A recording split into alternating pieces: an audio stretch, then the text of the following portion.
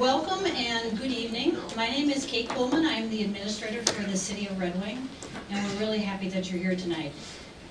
Tonight, you are being asked to comment on the strategic plan that the City Council is contemplating. The strategic plan, the 10-year strategic plan, is one of the most important decisions that the Council will make in 2019, so we're really happy that you're here to help us by providing comments and feedback. So the strategic plan came from the work that was done in the 2040 community plan, and so the Council took that plan, put together priorities, and put together a draft that they looked at back in February, and said to staff, for the month of March, we want you to bring this out to all the boards and commissions and to the public. So tonight is one of the steps in that process of sharing information with the public. What we would like to do tonight is have the council members give just a couple minutes of thought from each individual one on what is in that strategic plan that they feel strongly about, what are their priorities, what are their thoughts, and then we're going to open it up to you. We're going to ask you to give us some feedback, comments, questions, any information that you would like. And this will help us then refine that plan so that the council can approve it later in April.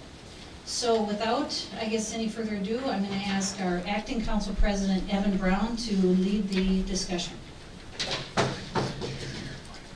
you all for coming tonight. It's exciting to have this on. It's on. There we go.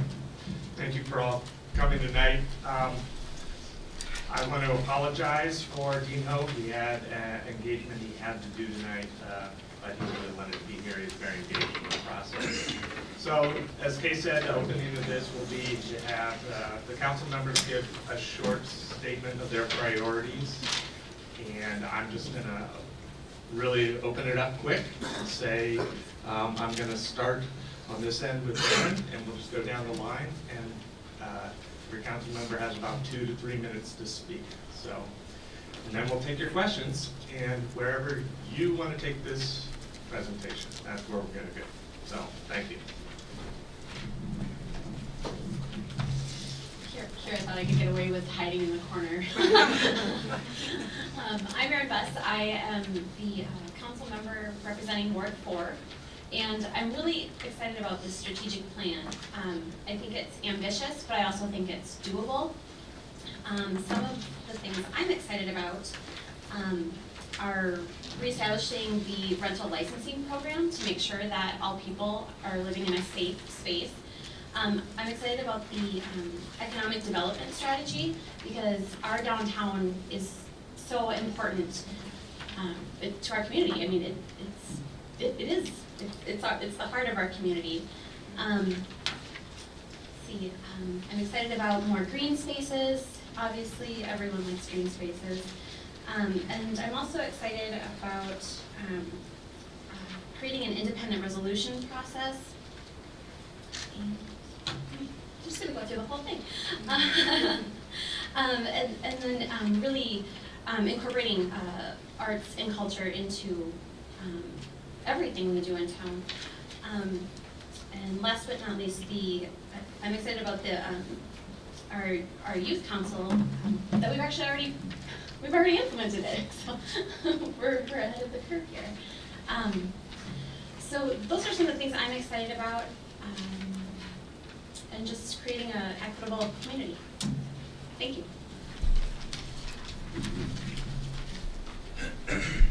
Hi, welcome everybody. I'm Becky Norton, and I'm City Council Representative for Ward 3. And thanks everybody for coming out. This is a good crowd, so appreciate that. So I kind of thought about the strategic plan as I was sort of reflecting for tonight about what really maybe drove me even to City Council is some of the things I'm passionate, I think, are represented here in access to jobs. So that includes transportation, jobs that have wages and a variety of wages and skill sets to meet sort of all of our community's needs, and safe transportation to get there, which means we have to have a walkable, bikeable community, but plus public transportation and car space and parking space, safe streets. That also requires intentional economic development. And I think that we have a lot of assets here that I can't wait to see us build, which is on arts, technology, energy, recreation and the environment, and manufacturing. I think we have a lot of things that we can build on here and some intentional economic development. and as Erin said, of course, our downtown and our Old West Main as well. Another priority, I think, in our community, one of the things that motivates me is safe place to live. We all need a safe place to live to have a thriving and healthy community. And so, again, that renters are safe, homeowners are safe. We have affordable homes for our homeowners and a variety of models of home ownership, so small homes, apartment homes, downtown, but also all of our residents that want to downsize or upsize. We have that variety of infrastructure. And then the last thing, and sort of my priorities that drive me, are access to a healthy environment.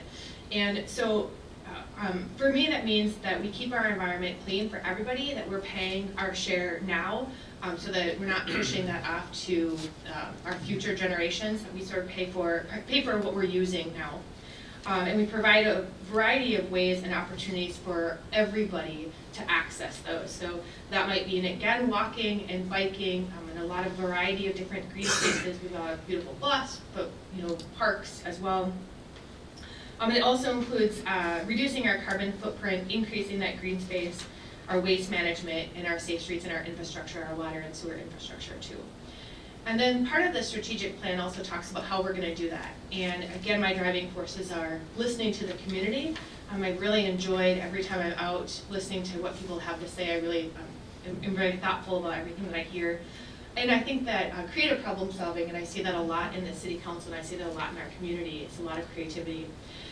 And some innovation, which includes a little bit of risk taking. It's hard to do that when you're working with taxpayers' money, but so weighing that out is where can you take appropriate risks, and where do you have to leave that. So that's what's sort of motivating me behind this strategic plan.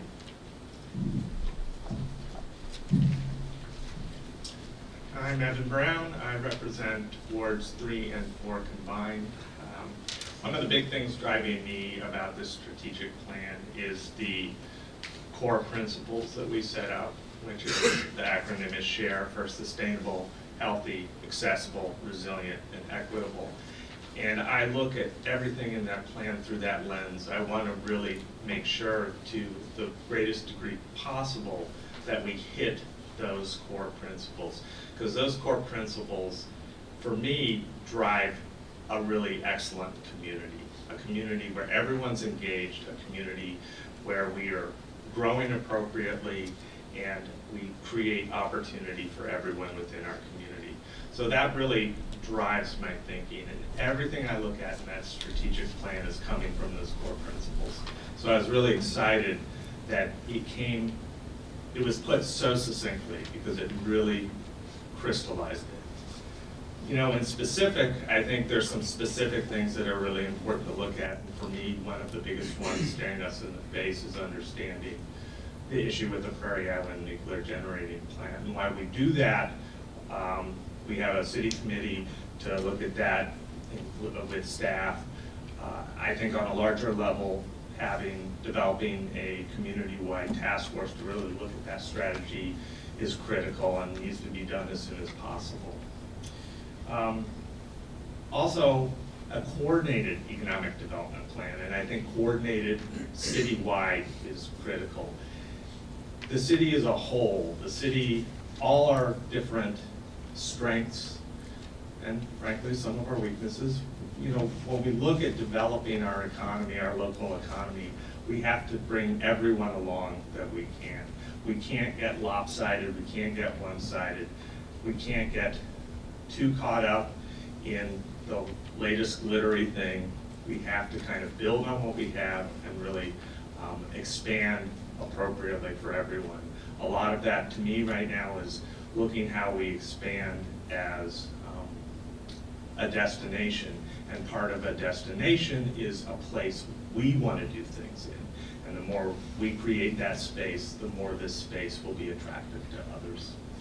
I'm certainly always interested in the environment and lowering our carbon footprint, and I think our strategic plan has some real big lifts there to kind of look at that. One is to identify a climate action plan. I think that's critical for all cities across the country and across the world, frankly, to look at sooner rather than later.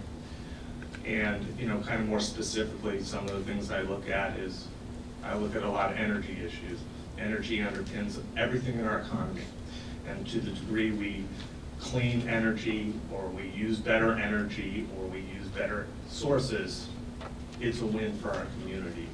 And so a lot of what I think about is how we can demonstrate that at the city level through developing a cleaner city fleet, and kind of then be able to, model that to all our citizens as possible. I certainly think we are a creative community. It's embedded in this community, and it's historically embedded in this community since the beginning of this community. And so looking and seeing such a strong emphasis on arts and culture in this plan excites me. And finally, again, sort of to creativity, is looking at land use and infill redevelopment. I think that's really critical, that we create a place and creatively think about how we do redevelopment, so that redevelopment is in place, accessible to people, accessible to all people in our community, and equitable and sustainable. So those are some of the things I'm focused on.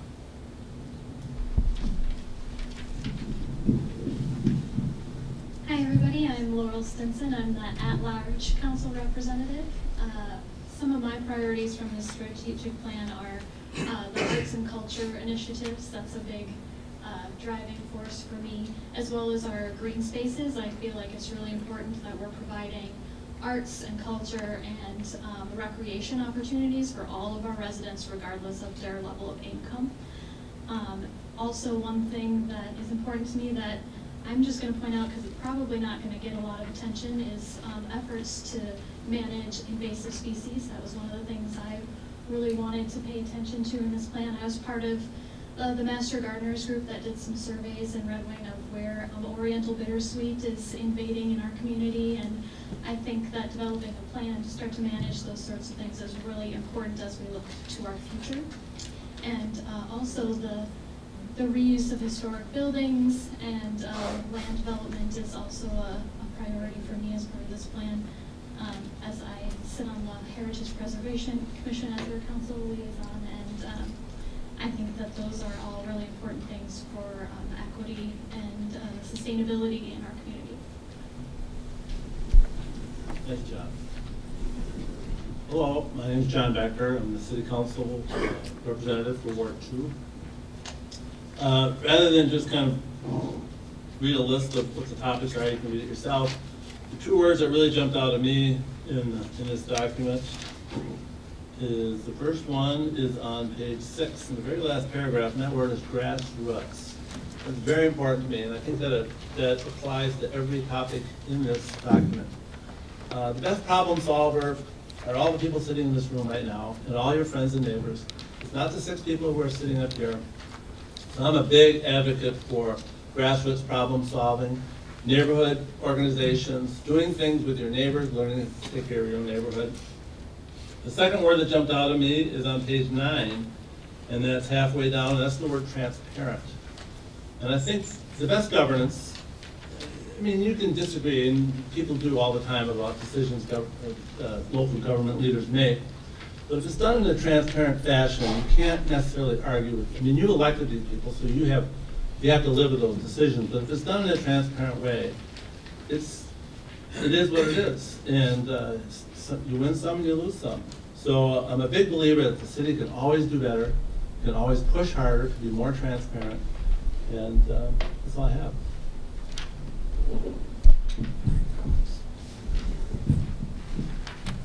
All great comments. I have to wrap this up or come up with my own. Council member from Ward 1, Kim Bicey. It's a great plan, and people worked hard to put it together, but it needs to be balanced, would be my key point. Not one can overpower the other. There may be one that's a little stronger than another, but on a whole, it needs to be a balanced plan. And I think that's what we have here. And it also needs to be affordable. It can't be something that we can't afford. We can't do it because it's a good thing that needs to be done. We have to make sure that we can afford it. After those, I'm a big advocate of affordable housing. And not just for a few, but the key word in our housing statement is everyone. And that involves us getting rid of not in my backyard, because we have that in this community.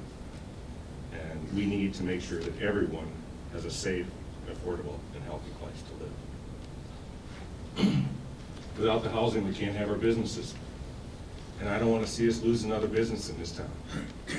And it may not be a favorable thing, but if it's possible to keep Prairie Island here between 2033 and 34, I would support that, because that's a business that's here.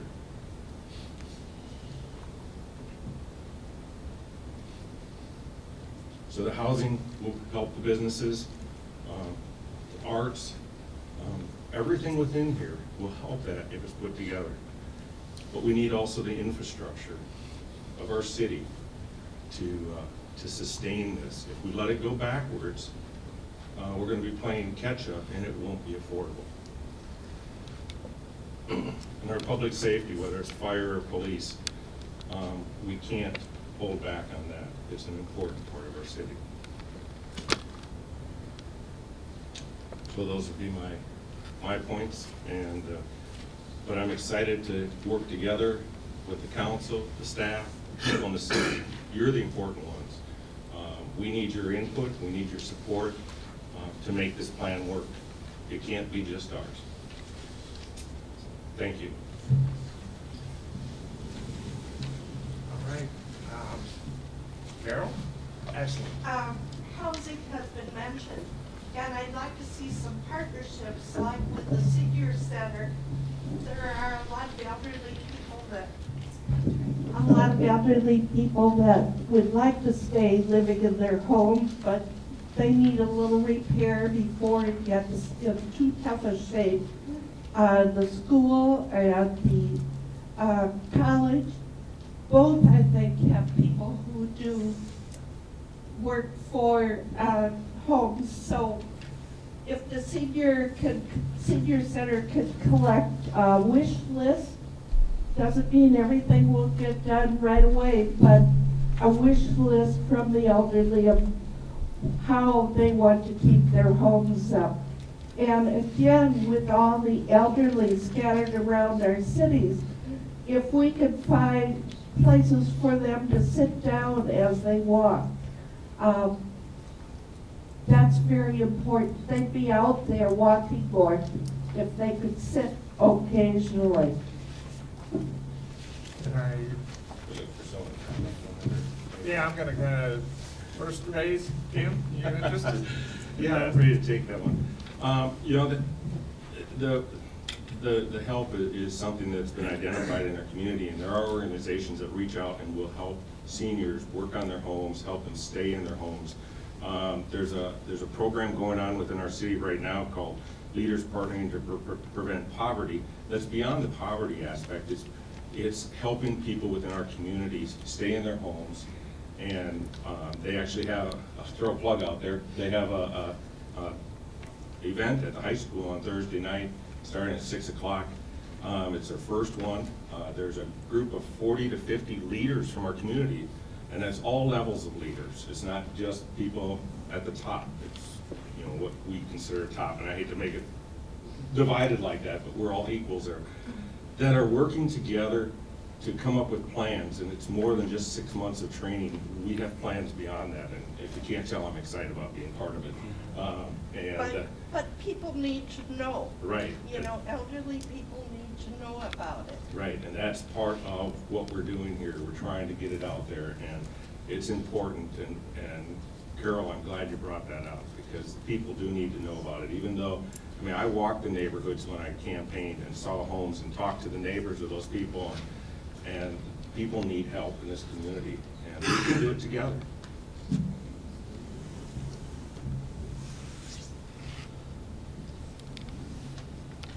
I'll just add quickly that at the city council strategic planning session, the issue of housing and how to upgrade housing was a huge topic. And I think we had a very creative discussion along that. Some of the ideas were, how do we incentivize at the kind of at the neighborhood level? Is there neighborhood block grants? Are there other tool sets available? And I think we are always interested and will continue to look as hard as possible to see what tools are out there to help incentivize that. And watch how often there are turnover of housing within neighborhoods. You know, moving out, moving in. Some neighborhoods cycle more than others. Absolutely. I'll just add that one comment, what Evan just said too, is really looking for neighborhood leadership too, that really want to spearhead or take on some things. We've talked a lot about that with the Housing Trust Fund as well, so not us coming and imposing something on our neighborhood, but what is important to that neighborhood and how do they want to improve in that specific area. So looking for those neighborhood leaders that sort of rise up.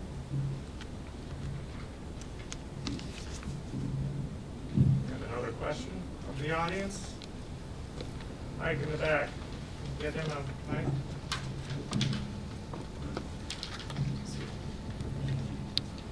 Hi, thank you.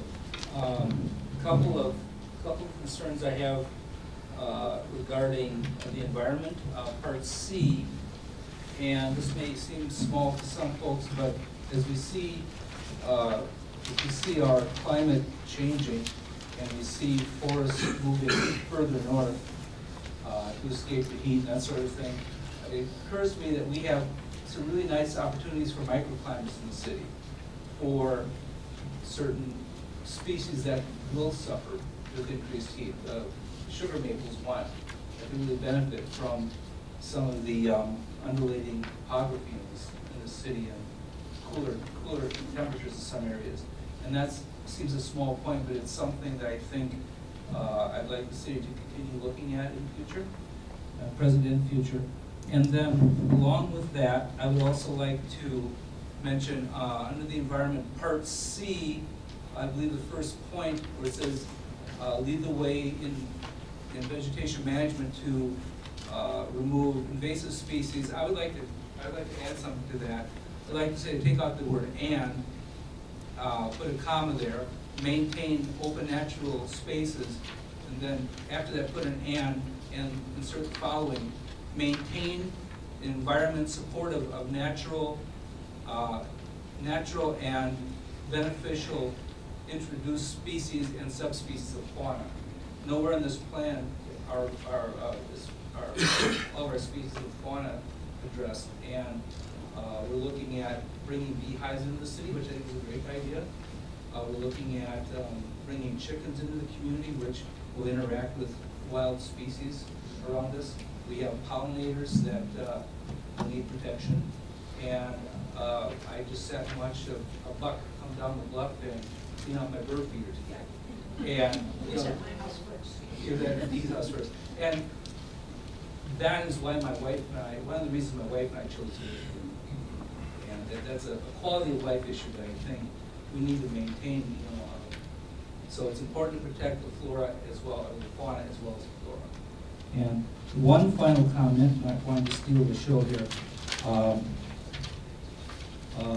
Under the infrastructure and utilities portion, part G, I appreciate the fact the city is looking at developing for expansion in this community, because I do believe that as climate change continues, in spite of this winter, we will see people seeing Minnesota as a desirable place to live. Not just people from around the country, perhaps around the world, who are being displaced by flooding and other kinds of natural problems. And I think that we are looking at an increased population in this region. And I think it's good that the city's looking at preparing for that. And I guess I was going to make that my final point, but I'm going to make one more final point, which pertains to, back to the environment. And I can't find it, I'm trying to save time for everybody else. But the portion of the environment that deals with waste incineration. I flew out of the Twin Cities in January, and I couldn't help but notice the waste receptacles with the sign on waste to energy. And I understand right now we have limited options for this moment, for our waste. And I'm not wild about the incineration, but I certainly don't want anybody to be thinking that that is a decent, reasonable trade-off. That we really need to work very hard to decrease the incineration. And I understand that as the city of Red Wing decreases its incineration, that's very possible that other material may be brought in from outside the city and outside the county. But I think as a community and as a state, we need to address that more seriously than we are. So, just a few things. Thank you. Anyone here want to comment on anything?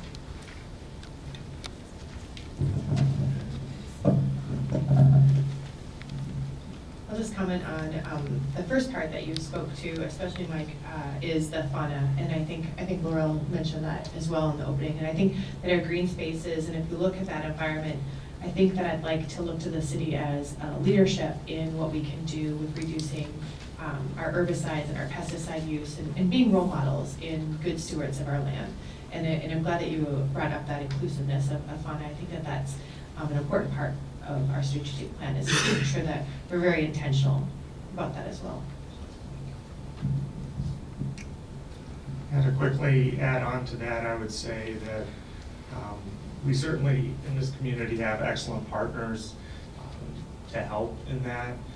Friends of the Bluffs comes to mind. We have a lot of groups that are actively helping maintain our green spaces, and we continue to work with them and help them and incentivize them to help us all do better there. So that would be one thing I'd say. I would say, in terms of our waste management, you've identified quickly that it's not always an easy trade-off to make, and we will have to look over the long term how to handle it.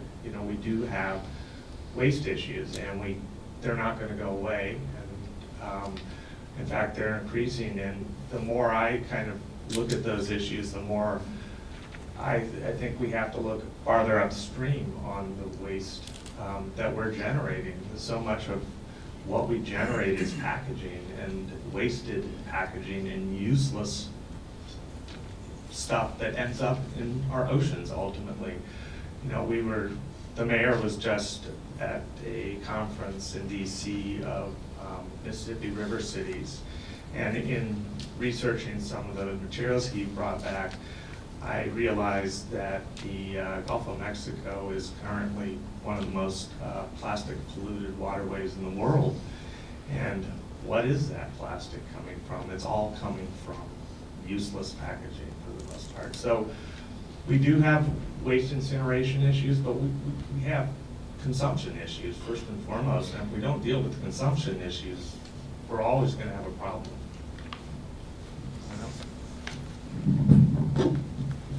I think the waste issue, I like what the city's doing with going to the single sort, because hopefully we can capture more. It'll make it easier for people. I have neighbors I know that have never put out a recycling bin. And it's distressing, because there's recycling that's going in the garbage, that then it's going and getting incinerated, and we want to try to eliminate that within our community. So it requires a partnership between everyone in town. And even within my own business, in the last couple of weeks, we've had an initiative to look at things that we're using that should be recycled. We don't collect our plastic bottles, it goes in the dumpster. We don't have that pickup, but we're going to start. Our cardboard goes in the dumpster. We're going to save that and take it someplace. And those are the things that we need to do as individuals in order to get away from incinerating this, because it would normally just go in, get shredded, and get burned. Styrofoam cups are a pet peeve of mine. I love cardboard cups. And I don't like seeing that styrofoam go into our garbage and get burned. And find a way to refill your plastic bottles rather than a new one used. Great. I'll second. I'm gonna piggyback just the last thing on that too. Composting is coming to Red Wing, and I really appreciate Jeff Schneider's for taking that on in our waste management too, and looking to the future. I think that he's got a lot of ideas out there that he can do to help us. And one of the things, I also really like what you said, Kim, too, and Evan, about upstream, is I keep looking at things to recycle. And I think that as we're reducing our waste upstream, as we are purchasing things, if we flip it over and look before we purchase it, like the lid to my coffee this morning was a number 6. I couldn't recycle it. And I thought, I wish that that company who sold that lid had bought a number 1 or 2 lid, you know, that would be recyclable, because I would recycle it, and here I can't. So upstream is a big deal, and I will take this opportunity to educate that just as much as I can too. Hi, I'm Dee McGowan, and I come from a market research background. I encourage you, this is a very optimistic, aggressive plan. I encourage you to take it in intervals and evaluate and say, have we been successful and to what degree? And on top of it, how important is it to our residents? Can we get the things done that's most important to them? To prioritize, to make sure that we get those things done. And I see a very wonderful, aggressive plan. I agree with it wholeheartedly. Reality is, we're not going to get it all done. And we're not going to get it all done in quite a while. So what is most important to the community, to the environment, to people in the community?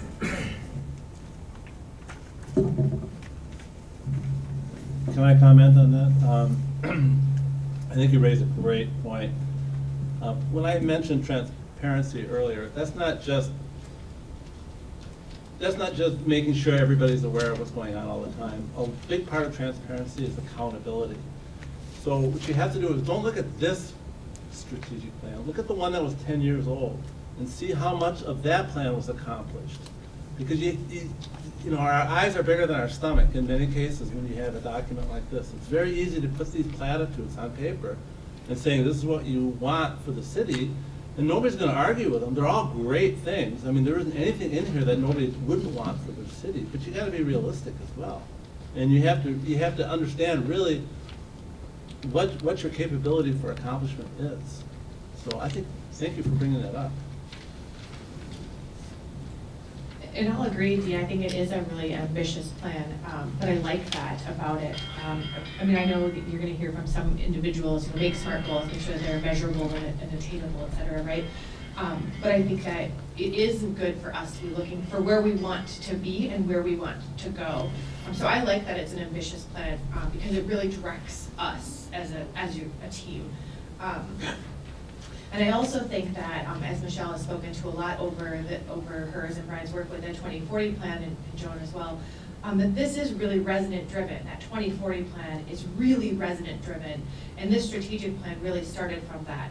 And you're right, we don't necessarily have those priorities, but I think we do have a lot of input, and there's a lot of data that the residents have been able to contribute to this. So when we are taking it from that 2040 plan, I do feel like the residents have really gotten a chance to speak.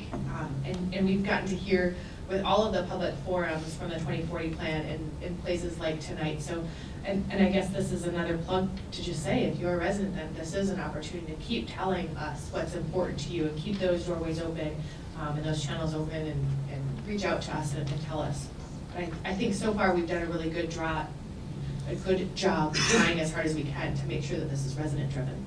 I think it's resident driven, but it's a priority driven. I think you're not going to be able to get everything done. So what are you going to focus on? What are your top goals? What is, because yes, I've been part of some of that feedback and input. I think that's fabulous and wonderful, but it just is this massive animal. And the other thing too I would recommend is that you keep the community updated on the progress. That would be so important, to say, here's what we're doing, and here's why, and those kinds of things. Go ahead, sorry. Thanks, Dee. I completely agree with what you're saying. Kind of procedurally, I'm going to just lay out some things, and I'll turn it over to Brian Peterson to talk a little more specifically. But this is a 10-year strategic plan, and I do think we are all looking to kind of put this into various buckets. Are they near-term? Are they mid-term? Are they longer-term priorities? So all this is coming in buckets. It's not like we just dumped it on the page and we, addressed it. And additionally, more than that, I would say that, you know, our last plan, we accomplished quite a bit out of, actually. And we updated probably a little faster because we were accomplishing a lot. This is a different sort of strategic plan from the last couple I've paid attention to. It's a little broader, it's a little more potentially driven by residents and their desires for their community. But I do think, at least, you know, my opinion is that we will focus on trying to do what we can do as we can do it with the resources we have. And before Carol, I just want to turn it over to Brian, just because he's got the details on this really quickly. Just very quickly, I'm Brian Peterson, Special Project Manager. Worked on the Redwood 2040 plan. I just wanted to mention that, you know, as we were developing the plan, people told us that over and over, and we started to realize too, we've got, you know, hundreds of strategies here in the development plan. And, you know, how are we going to get this all done? I just wanted to mention real quickly some of the things in the implementation chapter 15, if you get a chance to look at that. You know, this strategic plan of the city is kind of looking at what the city could take the lead on. But in the implementation chapter, we're going to be developing a community leadership team that will focus just on implementation. We're working with the mayor now on kind of thinking about how to bring that forward. That group will look at priorities, and that's one of the key things, because we realize we can't do everything at once. We've got to kind of eat this elephant one bite at a time. And so that group will help us with identifying overall priorities. There are lots of other tools that are in that chapter that have to do with tracking our progress, tracking what's being done, and you know what the barriers are. We've got some staffing ideas in place with city staff initially, but we hope to really broaden this out and have it be a more community-wide effort that the city is initially convening, but really develops into a community effort. So your points are real well taken, and they're, I think, real strongly in the minds of our council as far as how to move forward with implementation. Carol? And we Sorry. shouldn't wait 10 years for accountability. Every 6 months, or at least every year, people should go through and check the things that have been accomplished. And City Council has recently approved an app, is that software that will help keep the community and the residents informed. Is that political? Is that what that's called, Michelle? Yeah. So there are some tools. We are definitely looking at ways that we can communicate and keep monitoring that. Plan also calls, real quickly, for an annual meeting to bring the residents together and really look at how we're progressing and what the next priorities should be. Susan, did you have something you wanted to add? I do, thank you. I just wanted to echo others' comments about how well this plan was looked at and the process that you took in inviting the community members in and in several venues, different times of day. It was great. And I had the pleasure of working with or alongside Michelle to see what she was doing day in and day out. So I know that there was a lot of time and effort and thought and collaboration that went into this. I'm kind of a stickler on words. The vision and mission statement are what are key to me. And I feel that there's something missing in there that leaves out any reference to attracting others to the community. We talk a lot about the residents and, coming home. The vision statement says more about what we are versus what we want to be. Red Wing is a vibrant, welcoming river town that thrives on creativity, values its natural environment, and offers opportunities to all. Well, that's really nice, but it's not really aspiring. We want a vision to be something that is really, aspirational, and I would suggest considering something that is about a community that attracts art and outdoor enthusiasts across the globe. I mean, it's just more about how do you open it up to think about beyond the the residents here, but attracting others. And Evan, I think you brought up about a destination place, and I see that in other comments around with the plan, that talking about the creativity and attracting others. And then if you go to the second page where we talk about what we'll do, hang on, how we'll act and who we are. And what we'll do, we will collaboratively create a community in which all residents are proud to call Red Wing home. Well, that's nice, but how about and warmly welcome visitors? How we'll act, we just talk about residents, but then how can we be hospitable and actively hospitable to visitors? And the last thing I would say about who we are, it says we will strive to be a progressive. I agree with the word progressive, except it's political. It can be construed as political. Where are you? I'm not, you lost it. On our areas of focus, it's page 2. And so what we'll do, how we'll act, and who we are. So I think you're trying to say there progressive is forward thinking or future forward. I just feel that the word progressive can be not. That's all. Thank you. Comments? I think those are great, thank you. Jones? Hi, I want to thank you all for being such great public servants, and I understand that you, I understand that you participated in a workshop specifically dedicated to the strategic plan. I think this is great. I have one major question, and that is the financial implications of doing this strategic plan over the next 10 years, looking at the city's budget.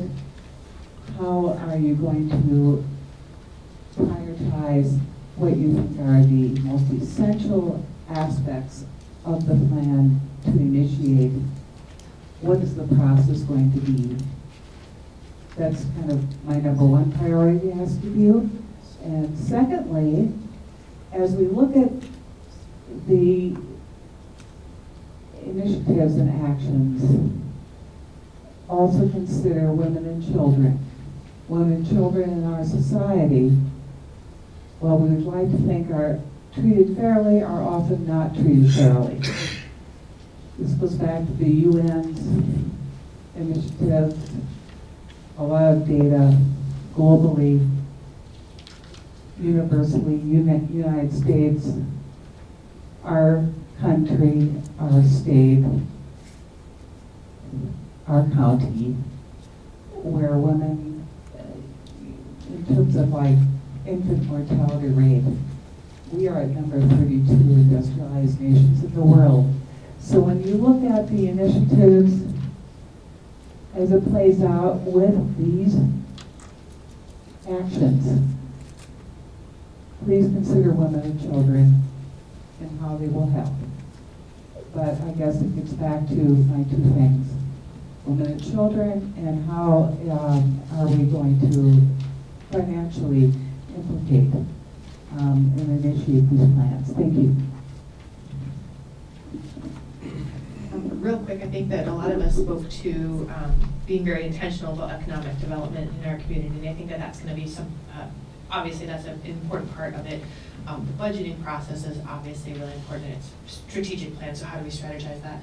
And Evan also spoke about the Prairie Island Nuclear Station and how do we strategize there as well. So I think that it has to be a lot of intentional thinking. Those are big dates for us to take off, but I think we'll have to, we have to, right, is be strategic about it and grow our economy in a way that's sustainable and meets all of these other plans as well. And obviously, I think that you'll see that from many of us up here about women and children and equity, I think is an important part of what a lot of us are working towards. So I appreciate those comments. Joan, I'm going to address yours, but I'm going to circle back to what Susan talked about a little bit, because I think it's a really important point, and that was a bit overlooked. And we do want to be a place that is inviting and welcoming to all people who come to visit. I think that's an important component of a dynamic community. You don't have dynamism without that component. And so that is a real issue that I think we need to address and look at, is how do we be more welcoming and attractive. I don't think we're not, but I do think, to use Becky's word, I think we need to be more intentional about it. And so I would echo what Susan said. We really do need to incorporate some of that language into our strategic plan and our strategic thinking. Quickly, I would say when I look across a lot of these issues in our strategic plan, in terms of finances, I see we will consider them within the context of what we can afford in our budget, and the budget process is always based on that. And I think critically why I raised the issue of Prairie Island is because it is 50% of our tax base, and there's no way to look at our future without understanding how that impacts our community. We just really have to, and whether that means some kind of, diversification, we're going to have to, accelerate kind of looking at that. We are just going to have to deal with the fact that Prairie Island is such a huge player in our community and how that impacts everything. So, recently we have some challenges with our tax base, and this past year has been instructive, I think, to all of us up here. And we need to carefully look at that and identify strategies that work for the city that help stabilize our tax base. So we're going to do that. I'm going to just quickly, I'm going to see if anyone else up here wants to comment. Aaron. I'm going to speak to Joan's comment about considering women and children. Everything I do on council is with the thought of what are we leaving for future generations. In my day job, I'm a special education assistant at Sunnyside. I look those children in the eye every single day, and I can't do anything that would work against them.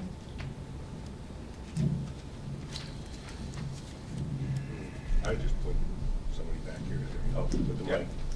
Hi, my name's Pete Haverlin, and Red Wing lifer, and I have a strong interest in the economics of the town.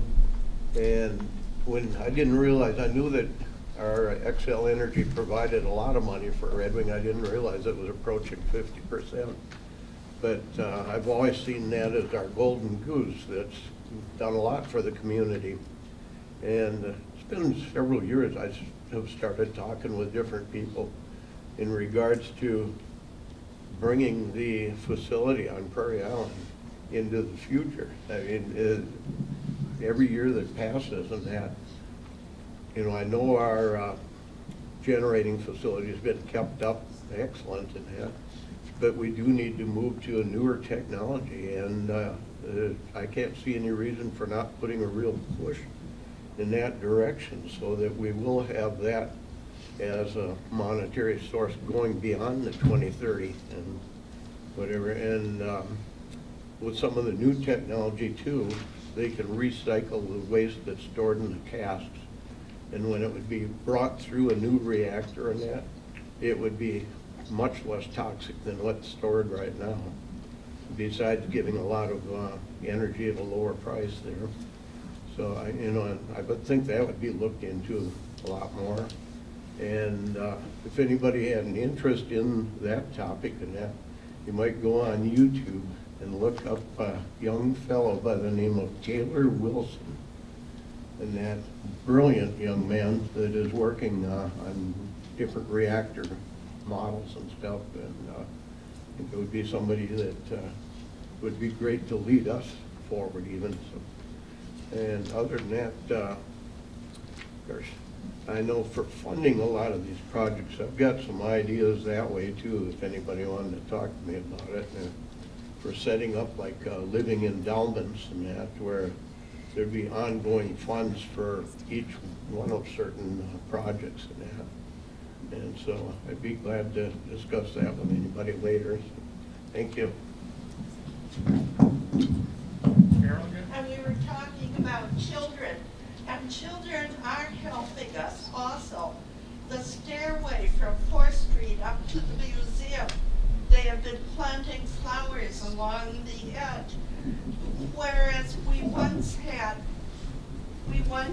many wildflowers on our bluffs and in our community. Recognizing and thanking the children for the flowers when you see them blooming.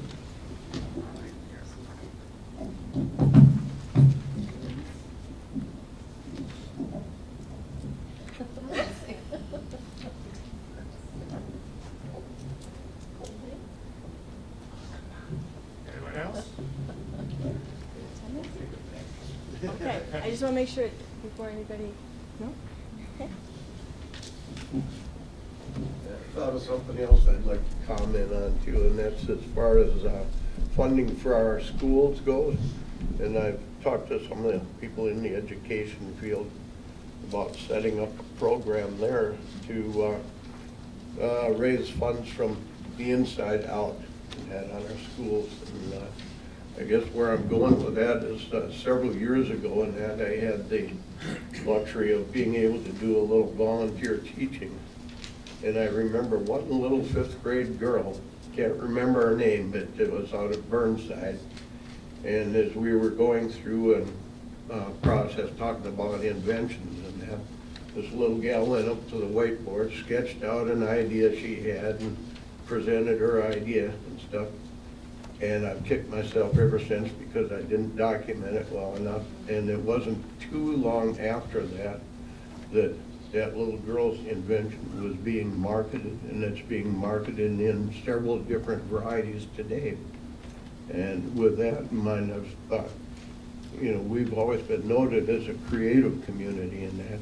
And we have a resource in our schools, starting probably from the 5th grade up, that is untapped, you know, and the brilliance that some of our young people have could be, what would you say, brought online and utilized in a lot of great ways. And another thing I'd like to see done in Redwood too is a bigger emphasis on R&D, and that we need to set up something to foster our future business climate. And like I say, I'm a man of many ideas in that.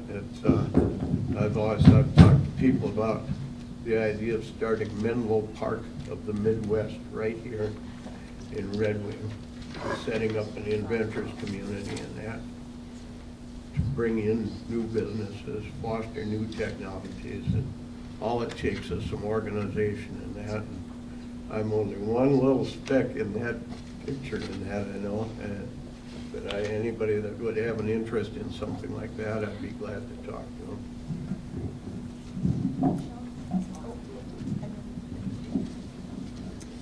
Well, our strategic plan is very ambitious, but there's one thing that I'm so happy the council has finally done, is start a youth council. That should have been started 20 years ago. We're missing a great group of smart people in our schools.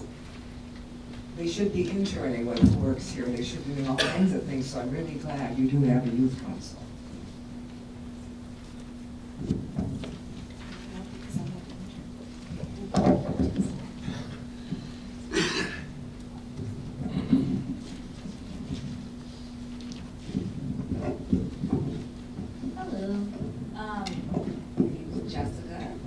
And my question stems from, I want to know, or just wondering, I guess, what happens in 10 years?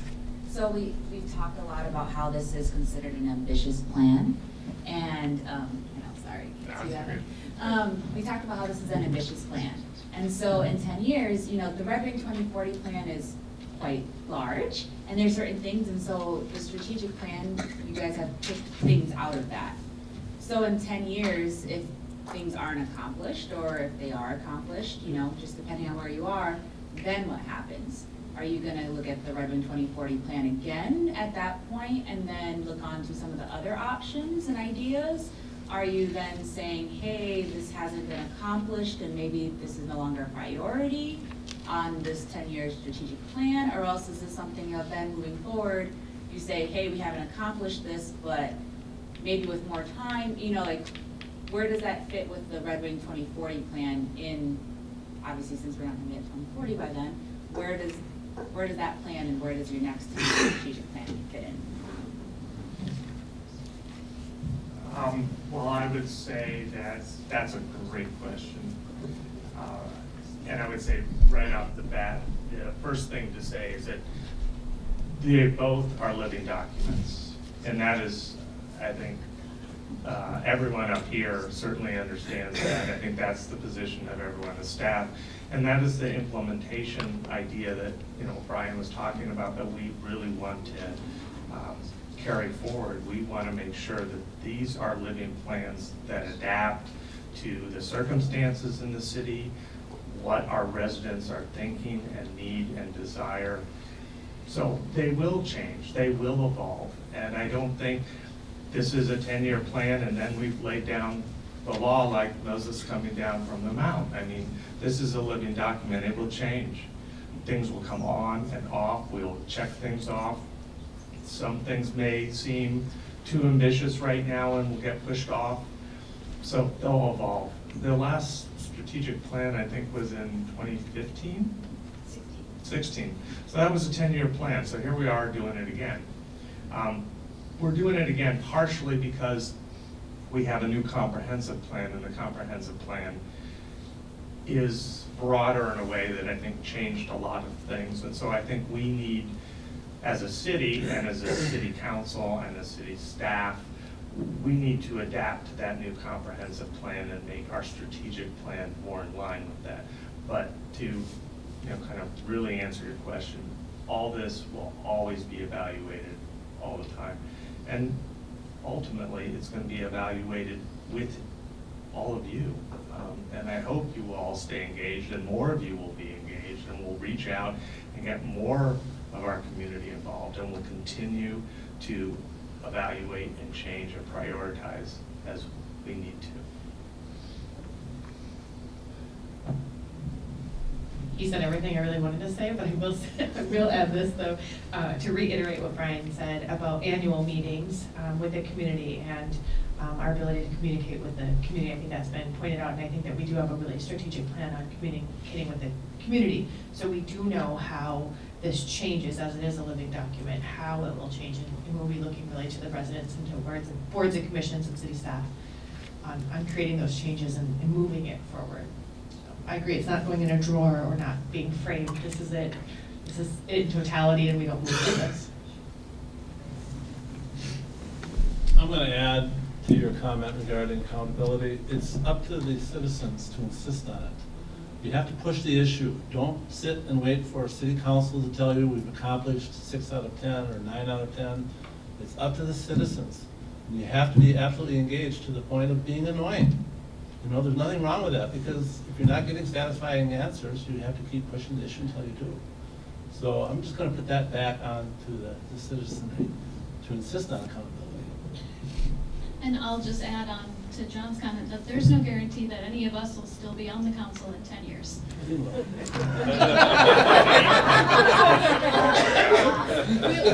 We'll all be up for re-election. Some of us maybe more than once before 10 years are up. And who you elect to the council has a big effect on the next 10 years strategic plan and what will happen then.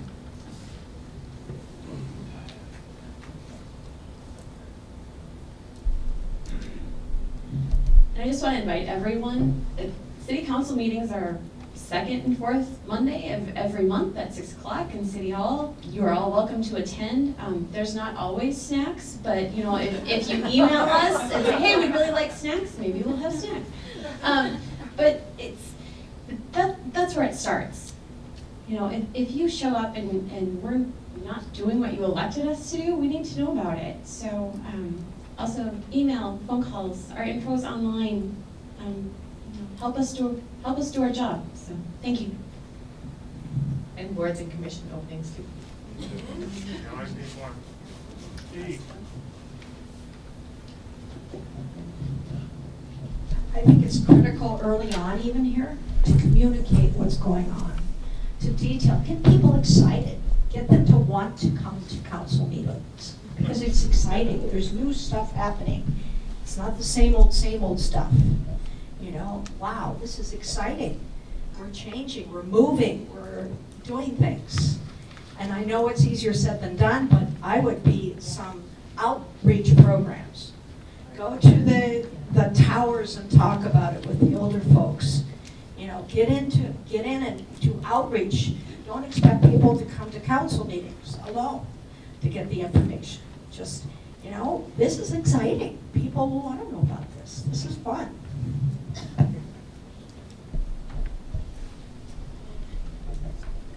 Thanks, Dina. I think that was an excellent point, that we can always do better to reach out into the community.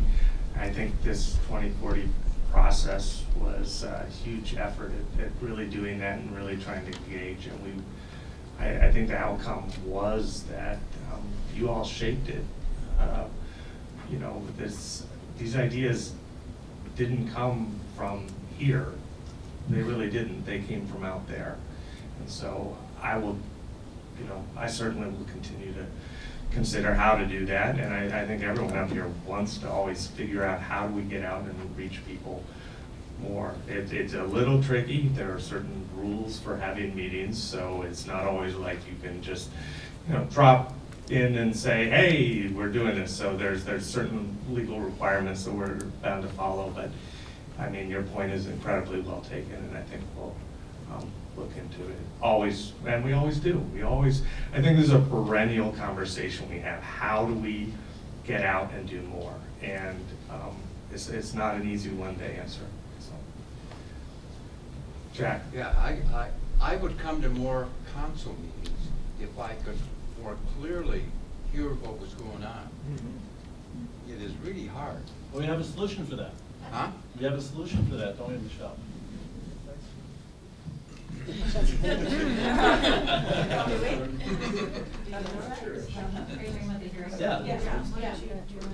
Well, I mean, it's nothing new. We do have hearing aids that are seated or at the table when you come in, so you can take those, and that will help boost the sound for you. And if you want to try to test that out before, just let me know and we can give it a trial run. Okay, thank you.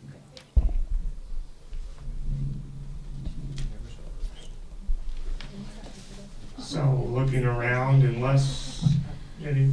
Should we do some next steps before we wrap up? Yeah, absolutely. Well, then I will turn it over to you for next steps. Okay. All right. Just quickly, I want to talk about the steps moving forward. So on Saturday, April 13th, the City Council will be meeting in a workshop at the City Council chambers at 11. And that is to look at a draft strategic plan that takes in all the comments we've heard tonight and all the comments we're hearing from board and commission members and the public. So you're very welcome to come to that meeting. I think it'll be really important. Hopefully we're getting really close to a final document at that time. And then on Monday, April 22nd, at the council meeting, we're going to ask the council to consider the final approval of the strategic plan.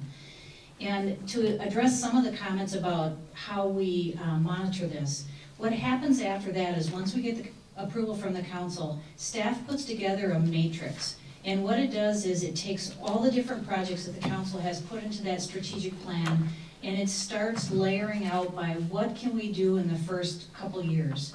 And once we figure out what we can accomplish in the first couple of years, we put in what are the staff resources we need, what is the dollar amount that we need, what are the different steps? So when does it have to come before the council, or what boards and commissions should it be routed through? So it's a management tool, but it really gives clarity to the public too.